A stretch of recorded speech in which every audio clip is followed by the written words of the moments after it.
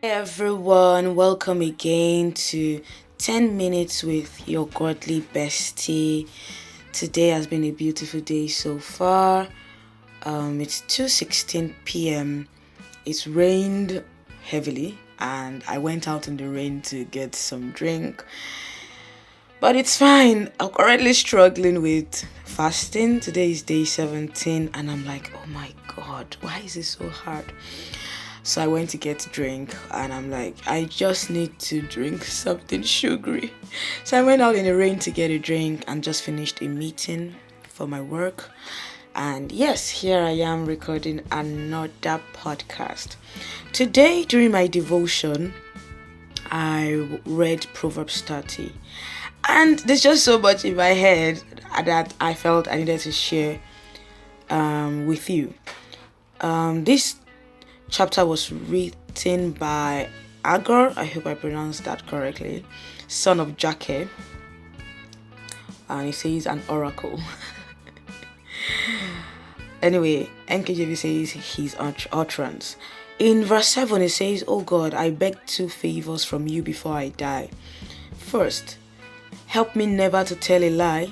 Second, give me neither poverty nor riches. Give me just enough to satisfy my needs. For if I grow rich, I may deny you and say, 'Who is the Lord?' And if I am too poor, I may still and thus insult God's holy name." And I'm like, I love to pray the scriptures, so I spend some time, just looking at the verse or looking at the place that just got my attention and just spend time with it. And then after that, I pray with it. And so I said, "Hey God, please help me never to tell a lie." But you see that second one of neither poverty nor riches, God, I'm not accepting this. I'm sorry. God, I do not want to accept this. I don't just want enough to satisfy my needs. I grew up in the different kind of life. My parents are missionaries, so you really get to experience life. You see what goes on in the community because the community comes to you. You don't need to force it. If you're a pastor, those things, happen. And I saw how people, due to their ignorance, their past experiences, which is not their fault, don't experience life well. Some have not eaten for 2-3 days. Some have 10 children. They can't send them to school. My mom ended up having to open a charity school. And then I asked myself, is this the kind of life that people are living? And so even when I began to get exposure in my life and, travel the world and see things, I can't let go of that, experience growing up. And so in some way or the other, I try to support. I genuinely believe that the understanding that I have, the exposure and education I have puts me at an advantage, not to show off or to appear like I'm better than anybody, but puts me at an advantage to help other people that may never get the knowledge, the education, the understanding that I have. And so there's just that burden on me to want to be wealthy, not for my personal gain, but for the sake of other people.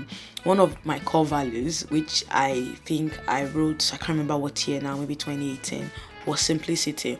So you could look at me, you can't gauge whether this person is rich or poor, this person is. So I wanted to be that kind of person, right? So I knew that wealth was not going to be anything that I wanted to show off with because I wanted to be approachable to anybody. I didn't want anyone to see me high there or put me on a pedestal.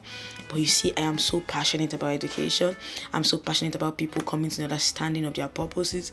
But the people that you want to come into, the understanding of their purposes, they don't have an education. They can't read or write, or they don't even have the time. I remember a particular lady, she used to be a helper in someone's house all her life, from the moment she was like 9 years old till she became an adult and a woman. She'd always been a house help. She'd always been the person that helped somebody in the house, take care of the house. So she never went to school. And at some point in her life, she got married to a plumber and they lived behind our house. And my mom went on evangelism one day, met her, talked to her, etc. And she began to come to church. So because it was a missions church, it meant that, there was always interpretation. So we interpreted from English to the language that we spoke in that community. And then mom finds out from her she doesn't know how to read or write. Oh, okay. What skill do you have? Nothing. Okay, so it means that my mom has this very funny example. So it means that when you're walking on the road, you're like a goat because you don't know direction. You can't read what's on the billboard. You can't read information. Nothing. And so my mom began to teach her how to read and write. And then my mom went to meet a fellow friend who had a salon because the lady said, "Oh, I would like to know how to make hair." And so my mom registered her there and began to pay for these things. And then I'm asking myself, this prayer by Agur in verse 8 kind of bothers me, because if you're asking God to just give you just enough to satisfy your needs, I'm like, oh God, I'm sorry, I can't pray that prayer. I'm sorry, I've just experienced too much to say that kind of a thing, right? And so the next verse says in verse 9, it says, "For if I grow rich, I may deny you and say, 'Who is the Lord?'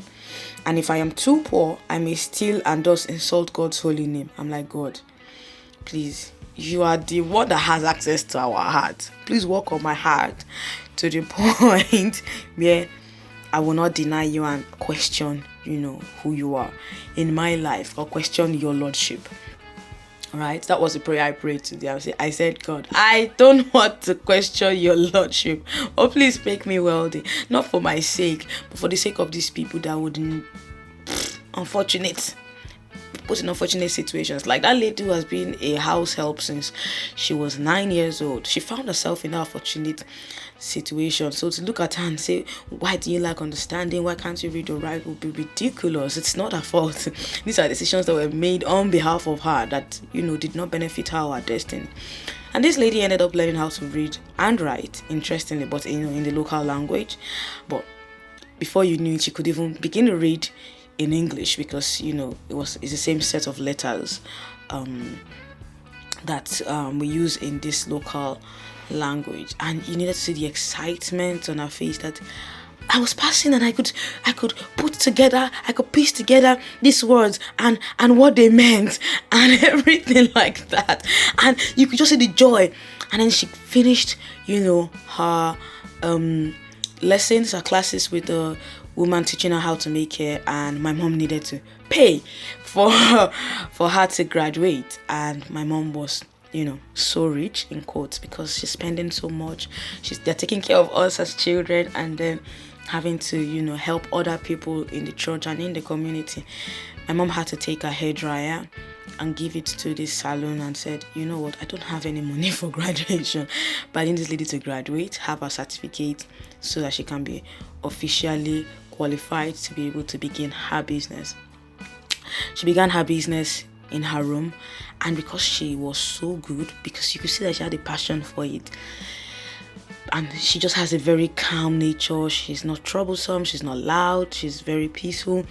People really like that. She had so much customer base and was even doing home services. Imagine. For me, seeing that particular life of a person, transformed, seeing how she used to be and the person she was after was mind-blowing. I was in secondary school when all of this happened. I even used to go to a house to, make my hair, and I saw lives being transformed. And I'm like, no, Lord, I don't want you to bless me enough just to satisfy my needs. I want to be a blessing to nations as well. So I don't know. I just want to hear your thoughts on this. This is just something to just provoke you to think and all of that, because I genuinely want to be wealthy, but I think I have a good reason for it, right? Let me know what you think. You have a right to question my thoughts and all of that, but I genuinely want to know what you think. Like, it got to a point my mom had to teach her how to budget. She began to pay her children's school fees, save for the future. And these are not things that, I assumed she would say them and say, "See how my life has changed since I came to this church. See how my life has changed since all of these things happened in my life." Unfortunately, I think the husband was a bit intimidated by his wife, seeing how she was really doing well and he abruptly moved her and the children to somewhere that was not safe, and they lost their first child.